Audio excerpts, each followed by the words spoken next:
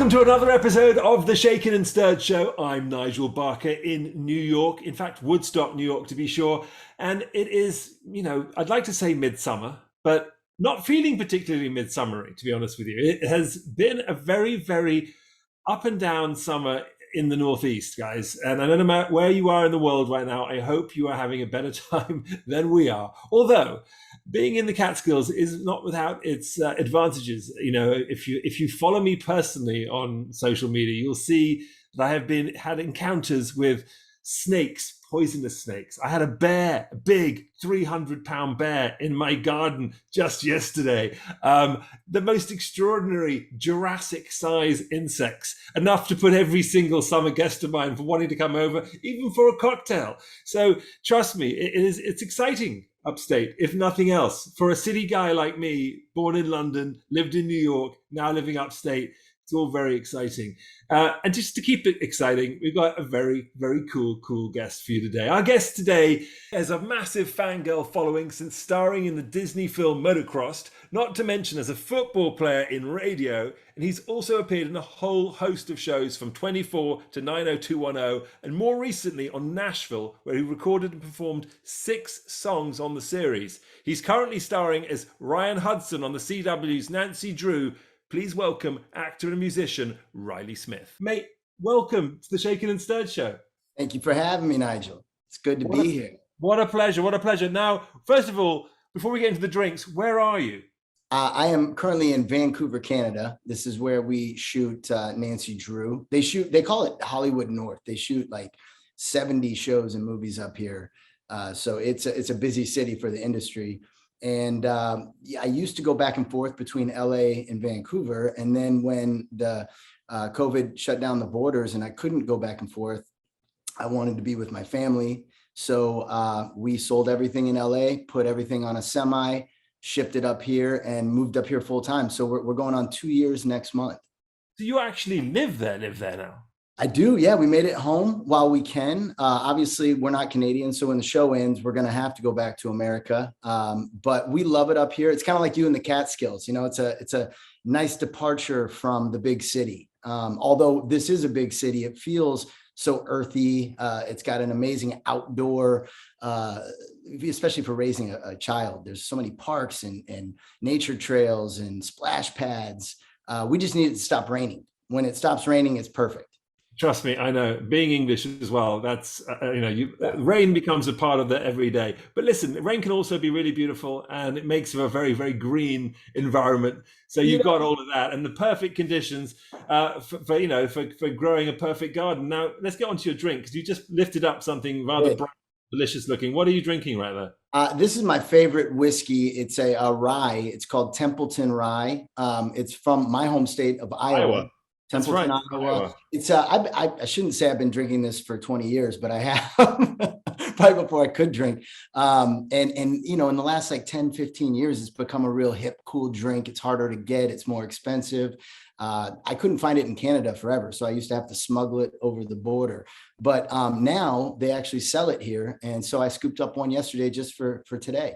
It's very dark in color. What I did was I put in a couple of these cold rocks.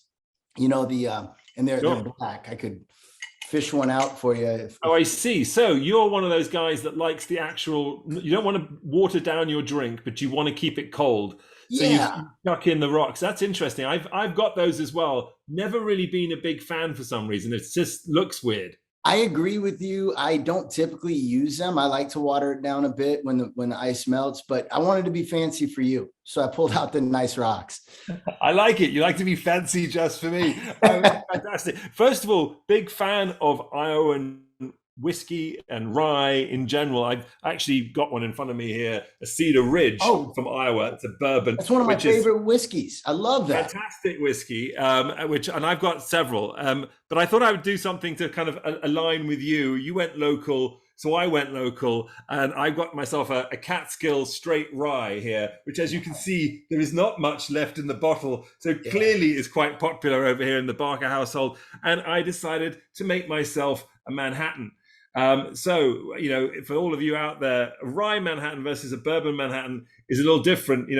Bourbon versus rye. Bourbon is sweeter. It's basically made with corn, 51% corn, versus rye, right, which is what makes the difference. And a rye is a whiskey. They're both whiskeys, but rye being spicier, and having a completely different flavor profile. So actually, in a Manhattan, makes a really sort of great version of this with Angostura bitters and vermouth. So super good. Great to have you on the show. Cheers. I look forward to having a sip of this drink. Absolutely delicious. I don't do a lot of bourbon this time of year, funnily enough. I am much more drink, right? It's a fabulous winter drink, although on a rainy day like it is today in the Catskills, and as you mentioned, the clouds, it is the perfect way. So guys, make yourself a delicious bourbon, rye, whiskey, Manhattan. There's so many different variations to what you can do with a good whiskey, other than drink it just straight. And by the way, I love it just actually warm. I think being English, having it straight out of the bottle at room temperature for me is probably my go-to way of doing this. Now, we mentioned you do all kinds of things, right? You sing, you act, you've been on numerous shows. You're on a big show right now, and on the CW, which is the same network that Top Model, my show, was on for 18 seasons. So very familiar with the CW, although we were pre-Canada times. So, and by the way, we have 6 degrees of separation, because right before they called about doing this with you, I was in Seattle on a family vacation. This is like a month ago. And I went down early in the morning to get a coffee. The elevator doors open and there's Miss J standing there. And I'm like, I know that person. I know, how do I know? And then I'm like, oh, okay, Top Model. And the minute I showed Ashley, she was like, yeah, that's Miss J. So we have something in common there.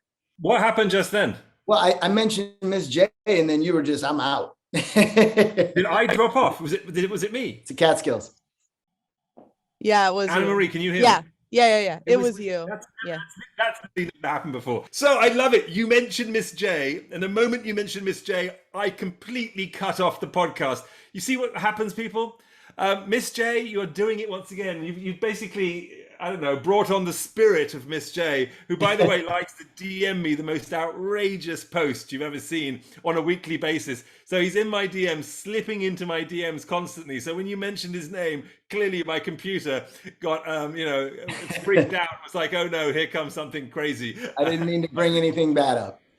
Nothing bad at all. He was one of my very first guests on this show.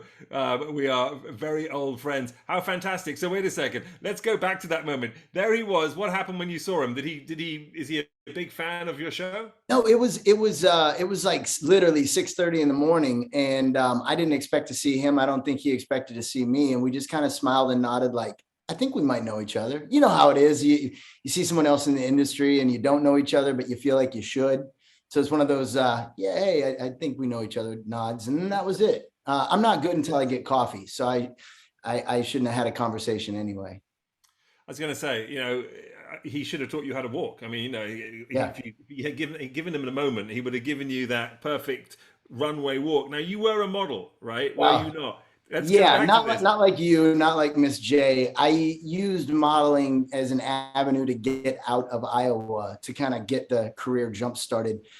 It was, one of those things where this doesn't happen anymore, but in the 90s, people would be discovered by model scouts at places like the mall. I was picking up my tuxedo for prom, and a scout who had found a number of big models approached me, and it's the tale as old as time with that generation.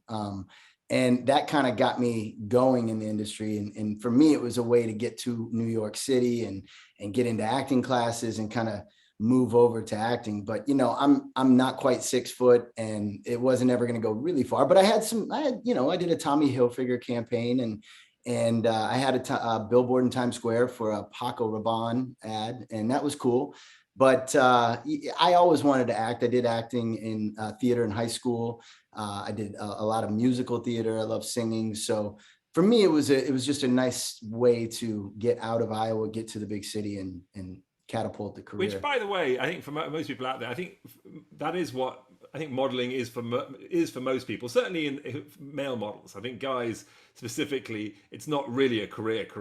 It's a sort of a fun sabbatical thing you do between after high school, between college, or to make some money, or for your point, there's a lot of people in entertainment who, for obvious reasons, have the look, certainly the look of the moment, and are able to do a bit of modeling, and often, doing commercials within the modeling industry. So you do get that acting crossover, That's right. My very first job was a Wendy's 99-cent chicken nugget commercial. I got it within like 3 months of being in New York, and I thought I was a superstar at that point. I was so excited. The highlight of your career. So, I mean, let's go back to Iowa. Let's go back to your childhood, because I mean, I want to get into everything you're doing from an acting perspective and all the rest of it. But take us back a bit, because you sort of said yourself you wanted to try and get out and see the world and what have you, and get into acting. But I also know that you come from a family that your father is a successful.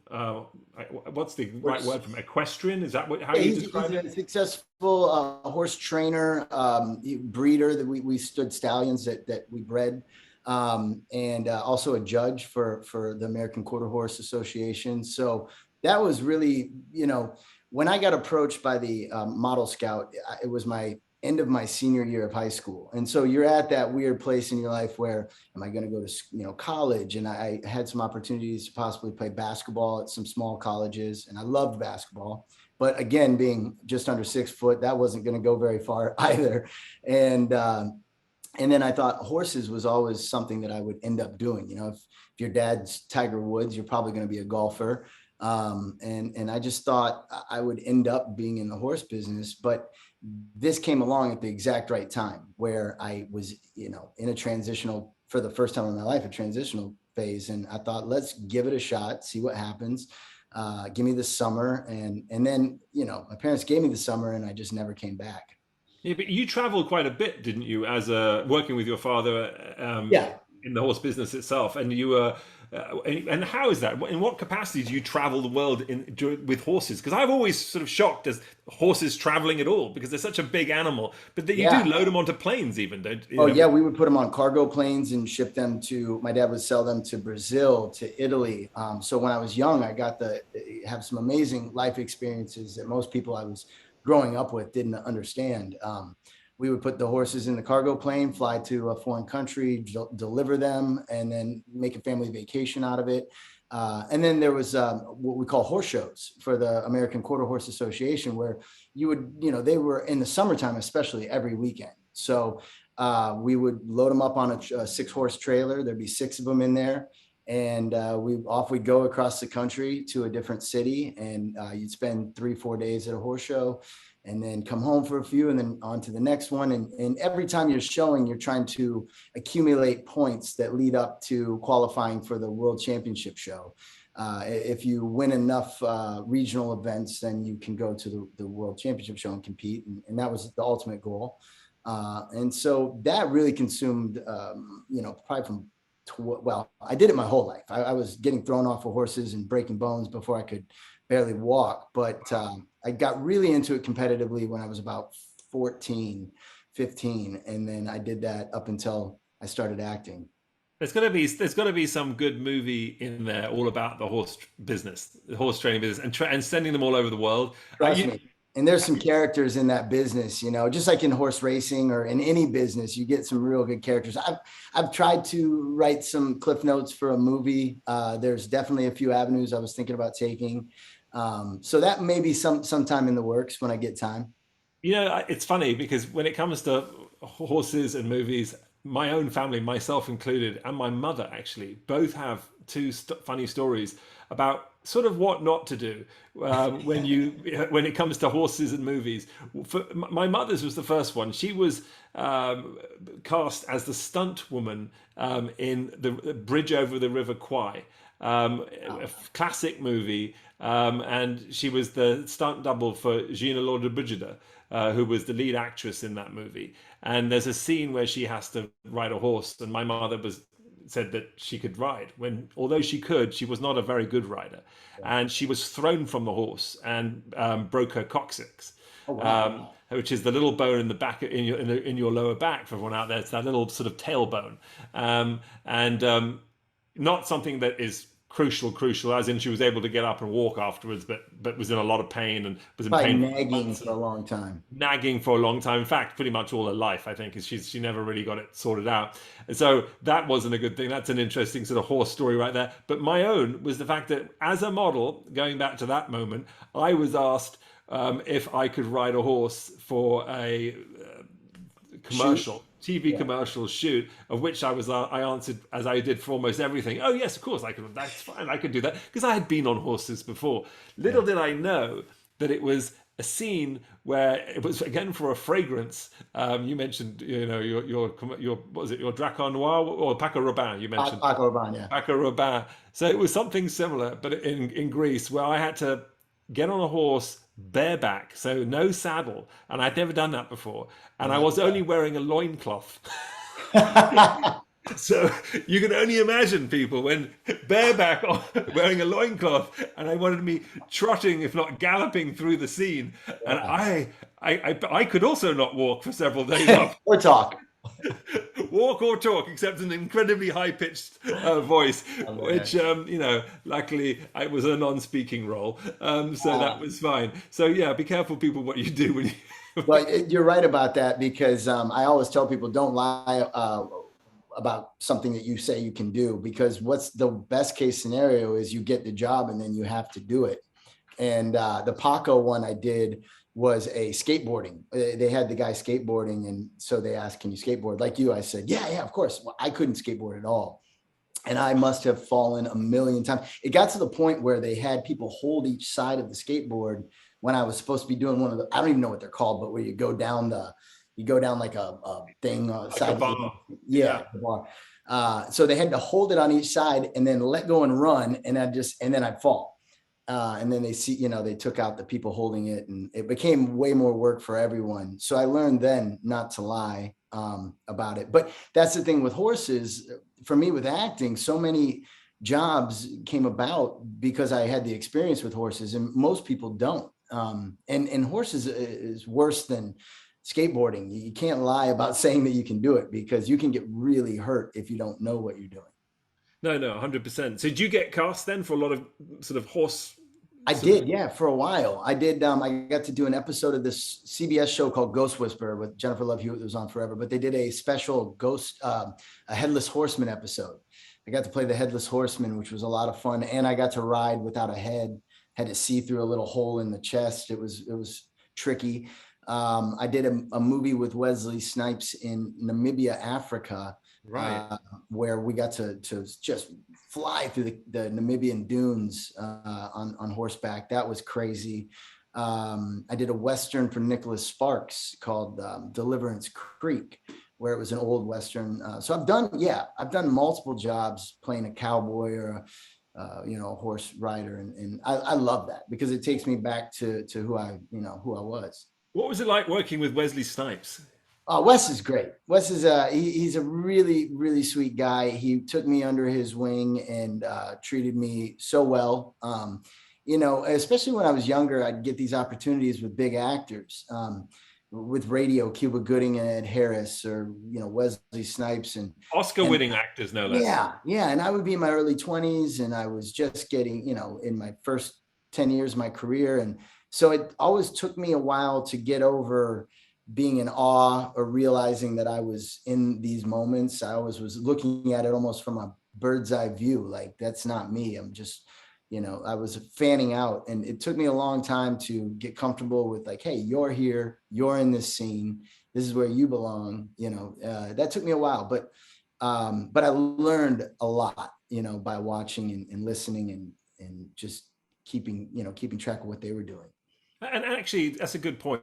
I mean, I think, it's always great when people can have some takeaway from, listening to someone like you in this situation. And I think that's probably everyone's biggest fear, isn't it? When they do anything, is imposter syndrome, or, should they be there? Or do they deserve to be there? Other than just plain experience, what was it? What was the turning point for you when you're like, actually, I'm impressed with the fact that I'm here with these guys, but I'm here to do a job. And how do you focus? How do you prepare yourself for that kind of moment?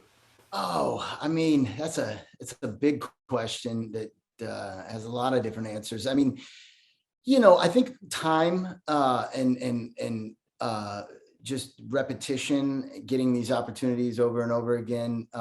I see a lot now that people don't always respect where they're at and who they're with, and so they're not getting to take it all in.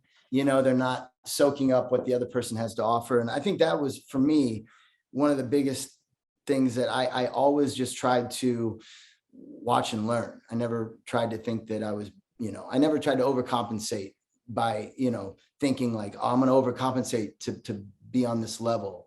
I realized I wasn't on that level, and I wasn't going to pretend that I was. And so I didn't mind always being in awe of, the big stars, because they are there for a reason. And that's how you learn, that's how you learn. So I'm a big advocate of learning on the job, and especially learning from the best.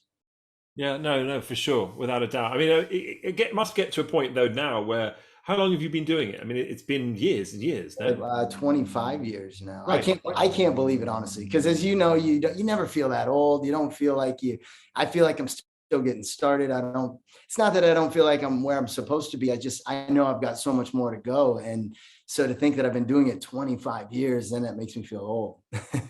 But I mean, 25 years is a good innings already. But I think, someone like yourself, you're sort of a timeless kind of look, actor, person. You've got many different strings to your bow as well. So it's kind of like there's a lot of ways people can go with you, and you sing. You're a musician as well. Yeah. So there's a whole nother, and that's another kind of career you sort of had, right? With the Life of Riley, which, by the way, is a great name. And I have been used, it's a very English expression. And I think, well, Irish expression, I should rather. It's like, oh, the life of Riley. Yep. You're living the life of Riley, right? And that's, living the life. Yeah. So tell us a little bit about that. Go back to your band and that moment, because your worlds seem to have sort of all come together. When you look at your career, it's like you've managed to do your songs with Nashville, and bring in your singing career, and your acting, and horse riding. It all comes together. It's funny because I was watching something the other day, and they were talking about navigating a career, making the right choices to get you where you want to go. And I thought about that, and I thought, it sounds great in theory, but as much as we want to control our careers, we're so out of control, and so much of it's up to fate, whatever you believe in, timing. And you can obviously make choices, and especially if you're lucky enough to make choices, then but your career just kind of takes you where you're going to go. And I'm the perfect example of that. It's like, I just kept walking through doors. A lot of doors closed in my life. I'd be lying if I said that I didn't lose more than I won, but I just kept moving forward and following the doors that did open. And sometimes the horse industry got me some of those jobs. And then there was the music that, Nashville, the show came about in 2015, I think it was. And I had been playing in a band in LA for about a decade at that point, just for fun, because I love music. And so a part came about that you had to have musical experience and a voice, and then it worked. And that was just the right time, the right place. And then that opened up so many more doors in Nashville for a record label, and releasing music on my own under my name, and then tours and things like that. And so, I never ever dreamed that was going to come, but you never know what's around the corner. And sometimes there's been things that I really wished I would have gotten, but I wasn't available at the time because I was on something else. And so then I say to myself, well, that was meant to be. That role wasn't for me, for whatever reason, and where I am now is where I'm supposed to be. I always say that, the show Price is Right, and they've got the Plinko board. I hosted The Price is Right. Yes. So I've been telling people my whole life that our careers are somewhat like the Plinko game, where you start at the top and every move takes you to where you're at, and you don't know where the next move is going to take you, but somehow you're going to end up at the bottom of one of these prices. And then that's, to see. So it's funny when you try to take too much control of your career and navigate it, you don't really know until you're on the other end of it and you look back. And I look back the last 25 years and it's like how I ended up here. It's actually a funny story in itself, because I had done so many pilots that it was laughable with my friends. Failed pilots, I should say. I think George Clooney had a record of like 12 failed pilots. I was up to 14 failed TV shows. And it got to be to the point where it was laughable, because that show wouldn't get picked up. And then the network who I did the pilot for would put me on another show in the meantime. And then pilot season would come around. I'd do another pilot. And those are hard to get in themselves. But I'd gotten to the point where I was getting those consistently. They just weren't getting picked up. And there were so many that should have gotten picked up. There was no excuse why they didn't. And it was unbelievable, but they didn't. And so there you are. But then I finally got on a streak where I was getting shows picked up, but then they'd only go one season. And then people would say, why did that show only go one season? It should have went forever. Yeah, well, I don't know. But it wasn't until we found out that my wife was pregnant with our daughter. This was 3.5 years ago. And I called my agents and I said, I need a show that's going to last, like one that's really going to go. I'm having a family now. And so we got to get something past 1 year. And they said, we know the show. We're going to make some calls and hopefully this all works out. And they called me back the next day and they said, there's a show called Nancy Drew. This show is going to go a long time. We know it. It's a great show, great pedigree. Obviously the title, the people behind it, they had already a great cast assembled. And they said, if you want to get on a show that's going to go a long time, this is it. Now, this show could have only went one season or not even gotten picked up, but here we are going into season 4, the longest running show I've been on.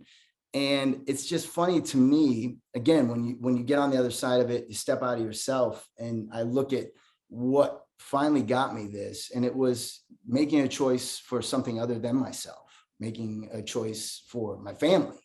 And all these years, 20 years, I had made so many choices for myself, thinking that I'm navigating my career. When in reality, sometimes you got to let go, make choices for other things. And then that's when you really thrive. Moral of the story, people, is you got to tell your agent way earlier that you've got. Yeah.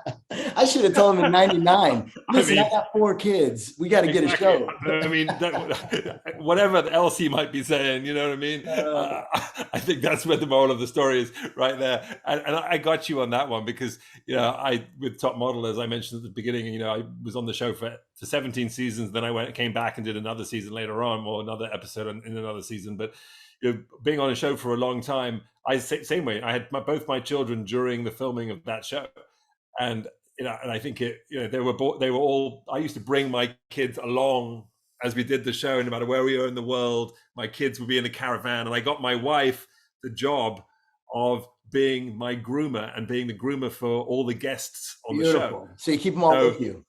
So, and she wasn't even a makeup artist, so she became one.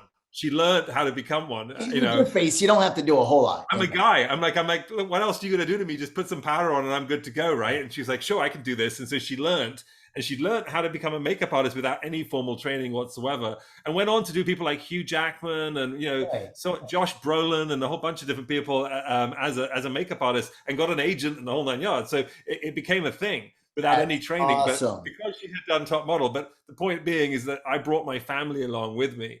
And it changed the dynamic. And I think that as other judges came and left who were fired from the show and what have you, and I remained, I think partly because the weight of the fact that my entire family was involved in the show and everyone felt responsible, I think that saved my job. Yeah. So I get it. Yeah. No, there's something about living for other things, that's it, and when you step outside of yourself and do it for other reasons, maybe that's it. But yeah, I do think that it's navigating a career. You really can't understand it until you are 20 years into it and you're looking back and you're saying, this is how I got here, No, 100%. Now, going back to your music for a moment, because I've been looking at your music videos and what have you. You're a great singer, right? You really are really talented, and you look very, very at home behind the mic and doing your thing. Like that for me, I mean, I see you as the actor, and you're a great actor. But when I'm watching you sing, I was just I was like, wow, he's really brilliant. I'm like, I'm surprised I haven't seen more of you in that. Is that your happy place, or is that? I mean, what's the difference as far as that performance? What is that like when you? Because that's kind of like being on the stage with an audience versus behind a camera, and you're acting to no one really, other than Yeah, each other and a camera. It's a very different thing. It's both very performing, but different. in a completely different. Do you like that audience? And do you do Broadway? Do you do acting on a stage? I haven't done theater since high school. You And should. I should, and it's not that I haven't wanted to. A lot of it's timing. You know, it takes up a lot of time, and it doesn't pay a lot. And so for the most of my career, I've followed the, you know, the I don't want to say the paycheck, but I've stuck with television and film because it's kept me busy and it Don't pays worry, really. we've had Frank Grillo on this podcast, and Oh yeah. that's basically his mantra. He's like, I'm following the paycheck. Hey, I'm I did following a the film. I paycheck. did a film. One of the 14 failed pilots was with Frank Grillo. So it's another No 60 wonder visits. it flopped. Frank, you heard me. Come and get Yeah, me. yeah. It was Frank's fault.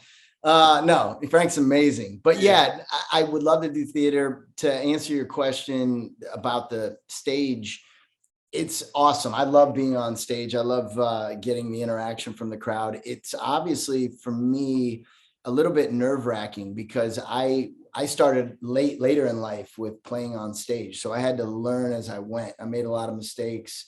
My bandmates, who are now like my best friends, they kind of helped me along. You know, they kind of walked me through it. But I just learned by failing over and over again on stage. But I do love that interaction. It's great. But there is What do you something. mean? What do you mean by failing? In what Oh capacity? God, some funny stories. So, there's been times where I used a capo on my guitar. It changes the tune of the guitar, that moves it from steps. One time I played a whole song with the capo in the wrong place, didn't even hear it or know. You got to learn on stage how to hear yourself through the monitors because when you're at a show, everything sounds great. When you're on stage, all you hear is banging and clanging. You can barely hear yourself at all. And if you move away from the monitor, or if the monitor is broken or crappy, you can't really hear yourself sing. So you're just kind of shooting for the stars. So I had to learn all that stuff on the fly, and I made all kinds of mistakes. One time I kicked my drink over and it went all over my guitar board, and then my guitars went out, and then my mic went out, and I didn't realize that for like half a song, and everyone's like, "We can't hear you." I'm like, "You love me?" No, we can't hear you. So I made a lot of mistakes, but I learned from those mistakes and I got better and better. And I think going on Nashville, the show really, that was like being thrown in the deep end. Those guys are so professional and everything moves so fast there. So I'd show up, let's see, the first week I was in Nashville for the show, the day I landed, I went and recorded my first song. 2 days later, I was playing the Grand Ole Opry on a duet with Connie Britton. And I didn't even I was like, what in that, where am I? Like, how did this happen? And so, and then within 2 more days, I'm recording another song, doing choreographing that, and then recording that on the show.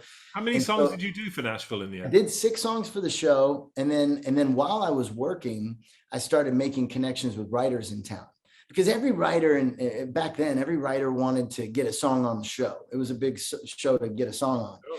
So everybody wanted to work with the actors on the show to try to, have an in with that. So I had the opportunity to write with a lot of people that I normally wouldn't have been able to write with. If I just showed up in Nashville on my own, they would have laughed at me. But because I was on the show, they took my call and they set up an appointment.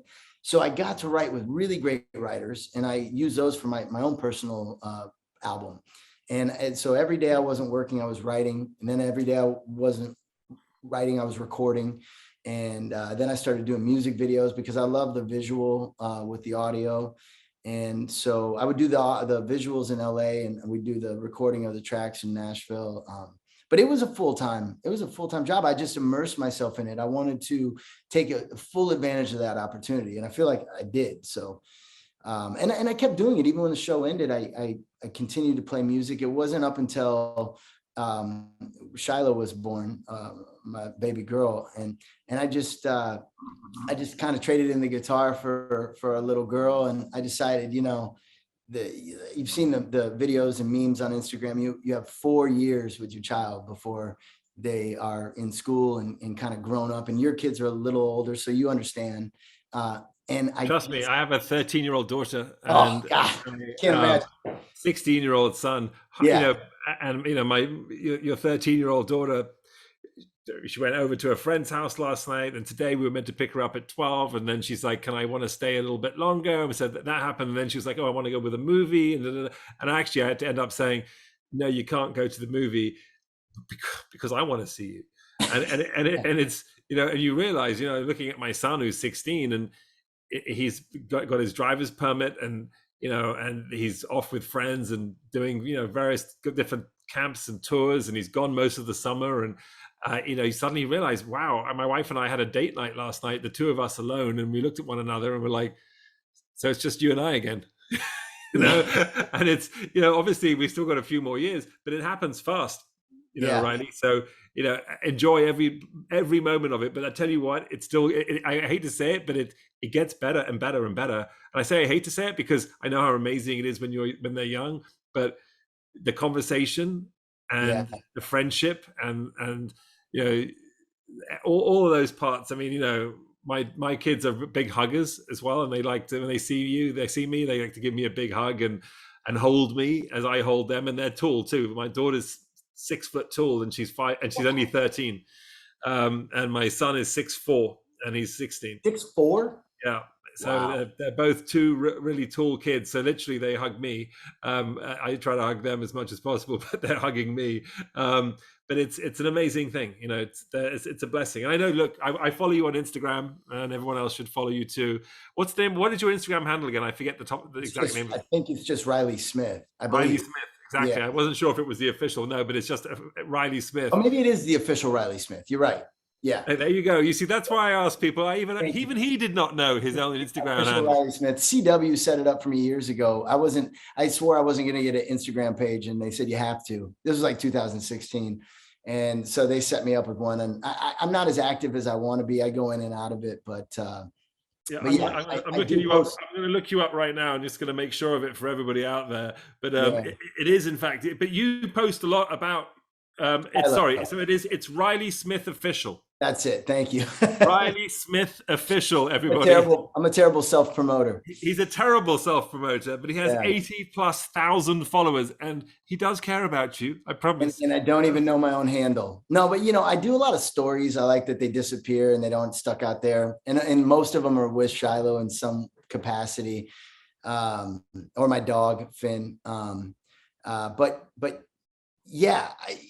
Going back to the child thing, I'm just trying to take full advantage of this time that I have with her while she's young, and she's growing so fast, and I know that it's not going to last forever. So I figured I could give the music a break for a couple years, trade the guitar in for being dad, and then when she starts school, which she's starting preschool in the fall, we just had a meeting with the preschool here. And I'm like, oh my God, I can't believe that we're at this point. You probably remember that. But I figured once she starts preschool, then it's time to dive back into some of the things that I put on the back burner for a minute. And I will never regret putting them on the back burner. But I write in between when she's napping, or when we have a nanny. I'll lock myself in my little home studio, and I've got a lot of songs written that I'll then take to Nashville when I get time, and then we'll re-record them, and I'll make another go at the music thing. But for right now, I have the show that keeps me busy here, Nancy Drew, and then the rest of the time I'm just enjoying being the full-time dad. I love it. By the way, it's normally around this point that baby number 2 comes along, so just beware of that too. So you know, you can always press start all over again. It doesn't have to, you know, you can just keep pressing start after, you know, and that's a good time. That's a good period of time. That's the difference between my 2 kids. You know, is it 4 years? 3.5 years. So yeah. My sister and I are 4, and that worked out really nice. I loved it. Yeah, I'm 4 between my sister and I as well. So you know, that's a good one. Man, we got so many things in common. So many things in common. My God, look at that. We'll be drinking whiskey in the Catskills before you know it. You're welcome anytime. I look forward to that. I heard it's beautiful up there. Oh, it's gorgeous. It's Yeah. really, it's why we moved up. I started checking out upstate New York 25 years ago, came to Woodstock originally, and then started checking all around the Hudson Valley, and just fell in love with it. The wildlife's How, amazing, but the whole place is great. how far does it take you to get to like New York City, like It's downtown? 2 hours. 2 hours on a train. 2 hours on a train. You can drive. I can often do it in an hour and 45 if I leave in the middle of the day. So if you're not stuck for going for something early in the morning and just want to go up for the evening, if you head out in the middle of the day, an hour and 45, and you're in the city. So it's really not bad at all. I love that. I've had a lot of, most of my friends at my age are leaving LA because LA's gotten dirty and dangerous, or they had kids and they want to, get to a more family orientated place. But a lot of my friends are going to Connecticut. And that seems a little bit appealing to me. It's like, just outside of New York, but it's in the country. It's a little bit more waspy, but if you like to ride horses, it's probably right up your street. Yeah. The funny thing is I haven't been to Connecticut forever, so I can't say we're going to move there, but I want to go visit and take another look at it with new eyes. Yeah, no, I'm sure you'd love it. Now, wait a second. Going back to Shiloh, your daughter. Now, she appeared in Nancy Drew, did she not? She did. One of the proudest moments ever, and it came so organically. Our creator and showrunners, Melinda and Noga, they called me one day out of the blue and they said, we need to have pictures of baby Nancy Drew and then Nancy Drew's mother, Lucy.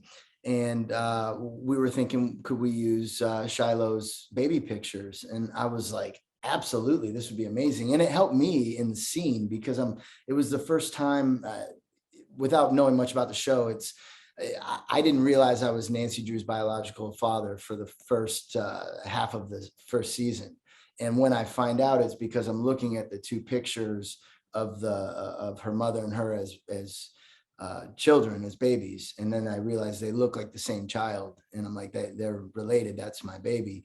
And so I have it, and it's Shiloh's baby pictures. And it just takes you, immediately I was, emotional. Wow. With that. But it was very cool. Like Nancy Drew is such a epic character from books and TV. They've done a lot of TV shows about it, and then especially this one. So for her to be baby Nancy Drew within the first 6 months of her life was a pretty cool moment.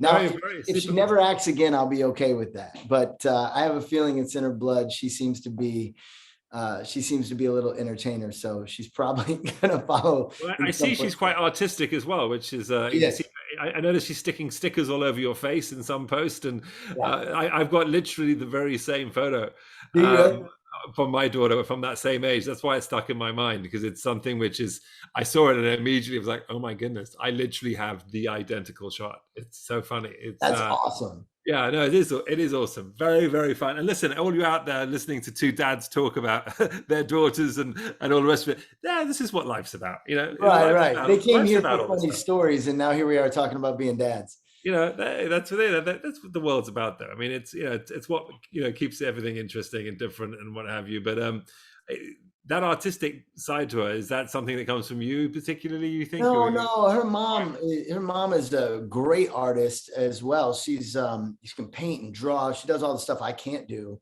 The only thing I can draw is a horse. I can draw a horse really well, but she gets the drawing from her mom, and she loves singing and just entertaining. You can tell she loves being around people. So I think she gets that from both of us. We're both talkers, which was kind of the reason we named her Shiloh. We call her Shy, and we thought it's gonna be really cute because if she's a big talker, her name's Shy, that'll be funny, and if she's shy, it'll be cute. But she's a talker, man. Fantastic. It's one of those things. Some kids, my son's quiet and is reserved and actually is quite shy, and my daughter's the opposite. She's gregarious, out there, chatty, wants to talk to everyone, will go into an elevator with strangers and comment on someone's makeup in the room, in the elevator, and say it's beautiful, and then they look great or something, and they'll be like, what's this precocious child? But it's a very sweet thing. It's a I think it's a talent to be able to do that. It's not easy to break down those sorts of barriers. It's easier to be quiet sometimes. Yeah. So look, you created a song. I want to go back to your music for one moment, because you wrote a song called Chocolate that I heard, and first of all, I love chocolate, but second of all, I love Chicago, and I spent a lot of time in Chicago. And it's so funny because I had heard and I know about the fact that there are times in Chicago when people say the city smells like Chicago, and I'd heard this from several people who are friends of mine. And my connections to Chicago is because I have a furniture line, and I have created and made it, manufactured it out of Chicago for years, and so I spent a lot of time going back and forth there. But I myself have never smelt it, but I've heard this secret, this rumor, and then I was listening to your music, and I heard this song called Chocolate, and I heard about it, read it, and listened to it, and I'm like, I want to ask you about it because it's a thing, right? Tell us about what this thing is and the song. It is. So there's a chocolate factory in downtown Chicago called Blommer's Chocolate, and it's been there for decades. And it's funny. I grew up in Iowa, 4 hours west of Chicago. So I spent a lot of time in Chicago and never heard this rumor or smelled the chocolate either. But I had a beautiful apartment that I was renting when I was doing the show there called Proven Innocent. It was a Fox show with Kelsey Grammer. So I was living there for a year, and I had this 33rd floor apartment right on lake, or on the river, the river that runs through the city there, right by the Furniture Mart. So maybe because of furniture, you might know where that is. But yeah. Anyway, Blommer's was right around the corner, and I had a writing session that weekend where I flew up two of my favorite writers from Nashville, and we were locking ourselves in my apartment, and I thought this view overlooking the city of Chicago is going to give us a lot of inspiration, and we're gonna come up with some great songs. But never did I think that it was going to be the other sense, which is smell, that was going to do it. So at the end of the first night of writing, I went out on the balcony to take a breather, and all of a sudden it smelled so sweet. I mean, it smelled like chocolate. And I walked inside and I said to my buddies, I was like, man, this city smells like chocolate tonight. And they're like, that's the song.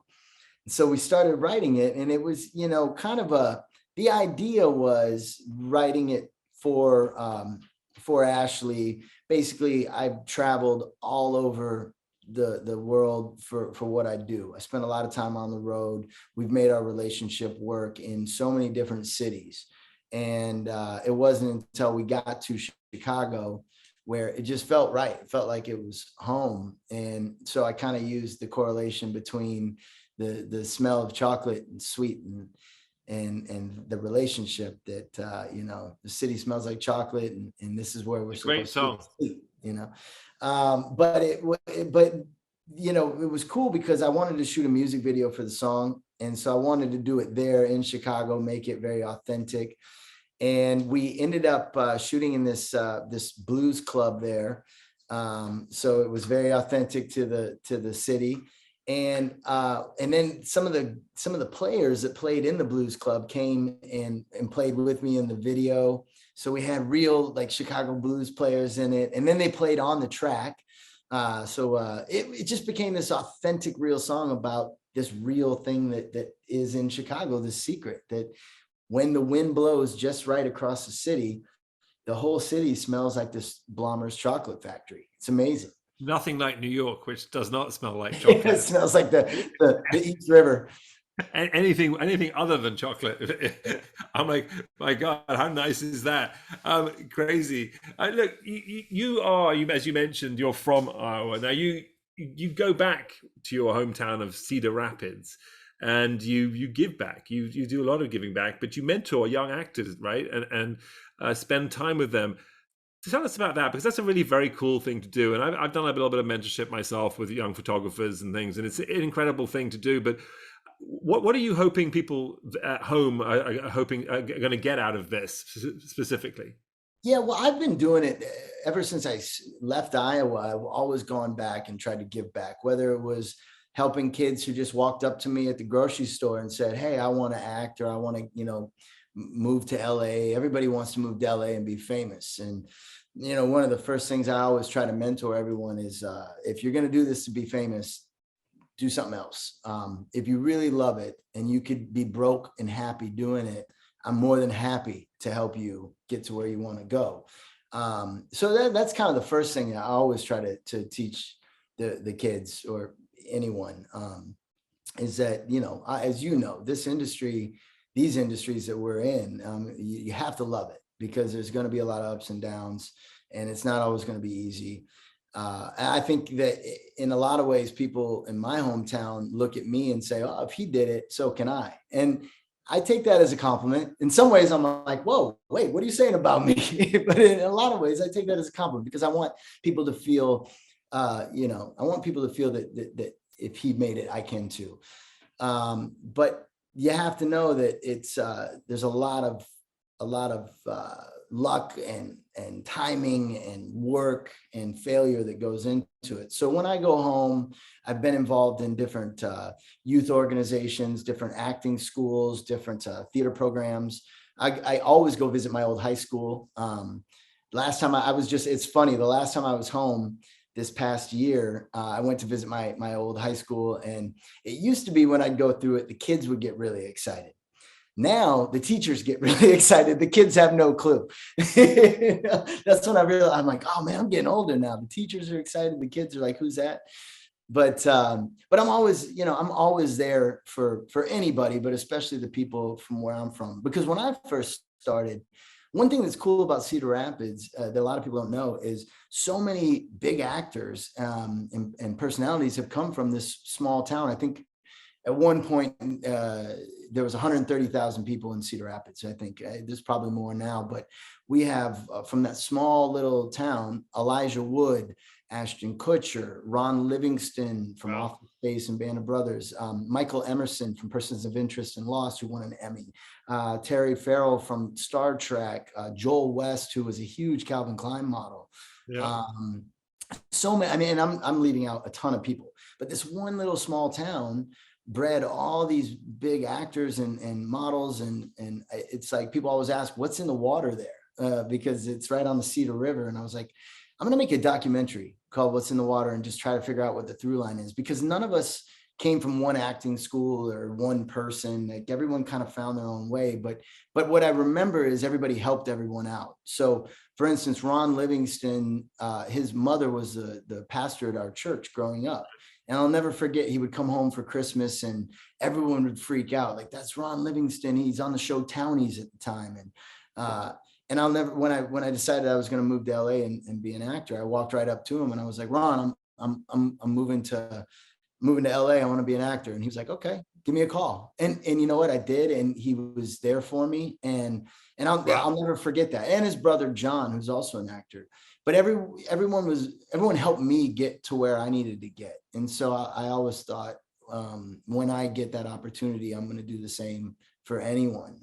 And I've had a lot of kids come sleep on my couch for a week. I mean, I can't even tell you, countless people from Iowa that have come out, slept on my couch for a week. I help them get started. I help them get a job. I help them, because the one thing I tell every kid that wants to be an actor is the first thing you got to do is get a real job, because you're not going to make money probably for a while acting. And if you want to sustain this and have longevity, you have to be able to live in LA, because LA will eat you up if you're struggling to rent. So get yourself financially stable, and then from there move forward. And so countless kids have come and stayed on my couch. I've got them started. I've helped them get jobs and get them going, get them agents.